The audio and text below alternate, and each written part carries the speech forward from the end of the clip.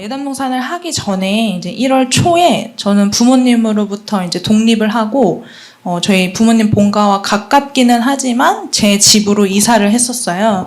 근데 이제 그날 그 겨울에 이제 눈이 오고 이제 조금 쌓이고 그랬을 텐데, 그때 이제 엄마가 이제 쓰레기를 버리고 돌아가는 이제 길에 아파트 단지 내에서 이제 넘어지셨는데, 그때 오른쪽 발목이 골절이 되었습니다. 그래서 엄마가 좀 다리 상태가 심각해서 수술을 해야 하는 상황이 되셔가지고 조금 길게 병원에 입원을 해야 하셨어요. 근데 그때 제 동생은 군대에 있었고, 그래서 아빠가 이제 오랜 시간 집에 혼자 계셔야 했는데, 네, 저희 아빠는 평소에 늘 이제 엄마가 차려주시는 밥만 먹고, 이제 집안일은 거의 안 하시고 엄마를 많이 의지하시는 그런 분이셨어요. 그러다 보니까 엄마가 병원에 계심에도 불구하고 엄마에게 전화도 정말 많이 하시고, 이제 자기 밥은 어떻게 하냐며 이제 막 투정을 많이 부리기도 하셨습니다.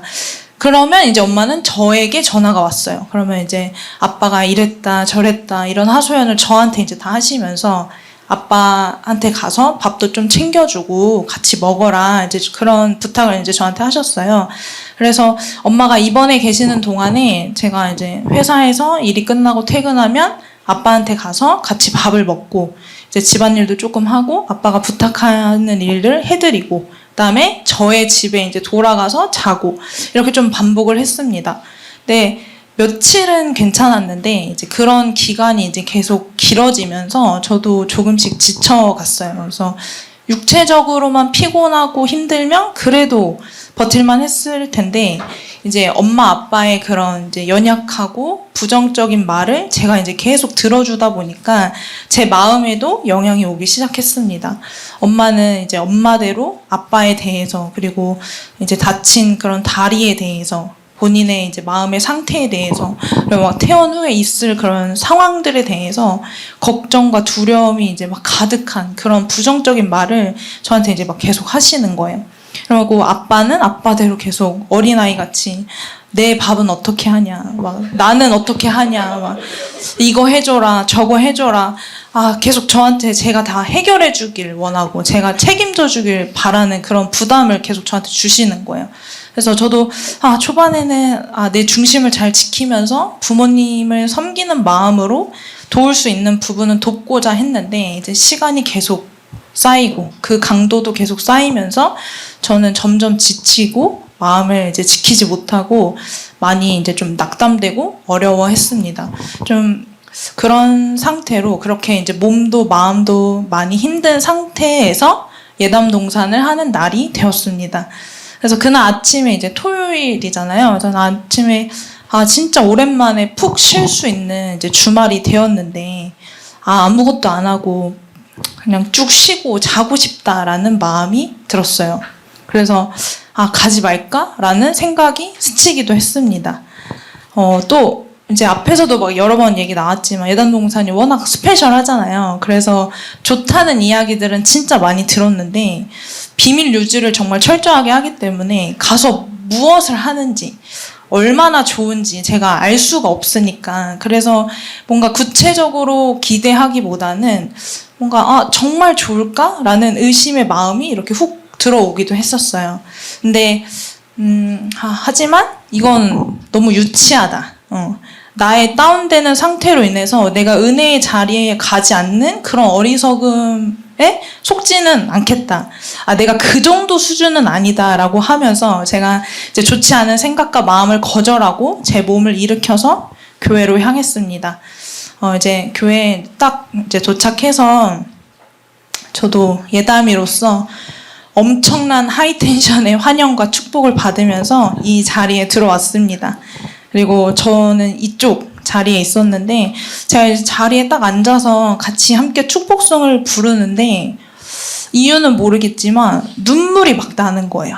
그냥 너무 기쁘고 너무 행복하고 그 환영이 막 가득한 그 상황 가운데 저는 눈물이 막 계속 나더라고요. 근데 그 속에서 저는 하나님이 저를 위로하시는구나. 그리고 하나님 나를 기뻐하시는구나. 사랑하시는구나 그런 마음이 느껴졌습니다.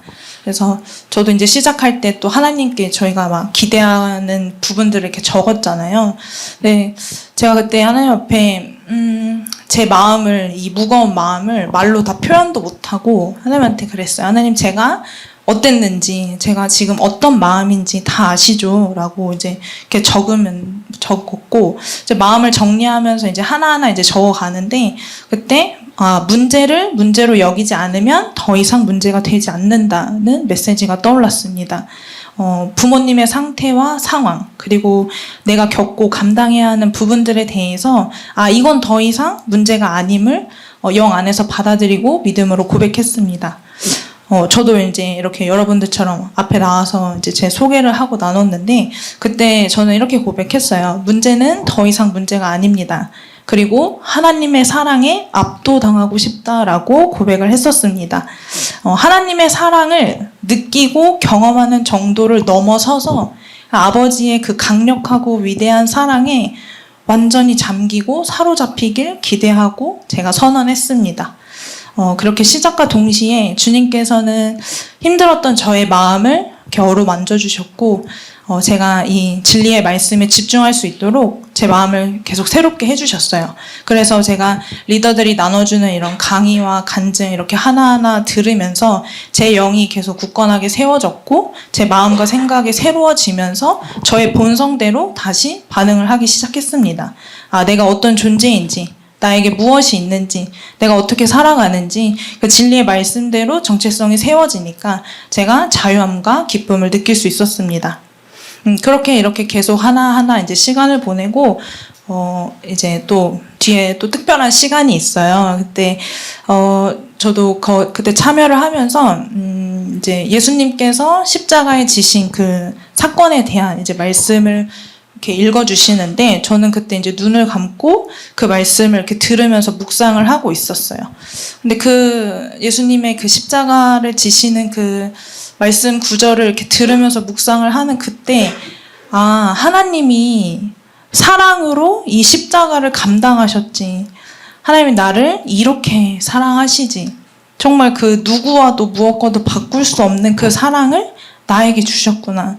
이 엄청난 사랑을 나에게 나타내셨구나라고 하면서, 하나님의 그 사랑이 제 심령에 부어지면서 제가 말로 어떻게 표현할 수 없는 그 사랑에 정말 압도당했습니다.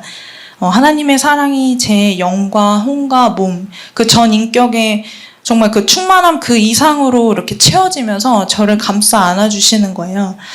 그래서 제가 그 사랑 안에서 어떠한 문제도 나에게 문제가 되지 않고 제가 넉넉하게 승리했음을, 그리고 제가 담대하게 다스릴 수 있음을 알았습니다. 제가 시작할 때 하나님 아버지께 기대했던 그 마음과 고백대로 하나님은 신실하게 그 사랑을 저에게 보여주시고 나타내 주셔서 정말 감사했습니다. 하나님은 정말 좋으시고 선하신 아버지라는 걸, 나를 너무나 사랑하시는 아버지라는 걸 다시 한번 느끼고 경험할 수 있었습니다. 최근 또 2023년, 2024년 이렇게 연말 연초를 보내면서 하나님의 사랑과 은혜는 매일 새롭다라는 계시가 있었습니다. 나에게 새로운 하루가 시작되듯이 그 아버지의 사랑과 은혜도 늘 새롭게, 늘 충만하게, 신실하게 나를 향하는구나. 그게 이제 계시로 왔었는데, 이렇게 좋으신 주님이 저의 아버지가 되어주셔서 너무 좋고, 또 제가 이렇게 하나님 아버지께서 말씀하신 대로, 인도해 주시는 대로, 저를 부르신 대로 사랑하는 삶을 살게 해주셔서 너무 감사하고, 또 올 2024년이 너무 기대됩니다. 오늘 이 자리에 있는 모든 예담이 분들과 그리고 섬김이 분들의 상황과 마음은 모두 다르겠지만 하나님께서는 세밀하게 모든 것을 알고 계십니다. 하나님께서 우리를 이곳에 부르셨고 한 사람 한 사람에게 개인적으로 그리고 인격적으로 아버지의 사랑을 나타내시고 충만하게 하심에 감사하고 진심으로 축복합니다. 감사합니다.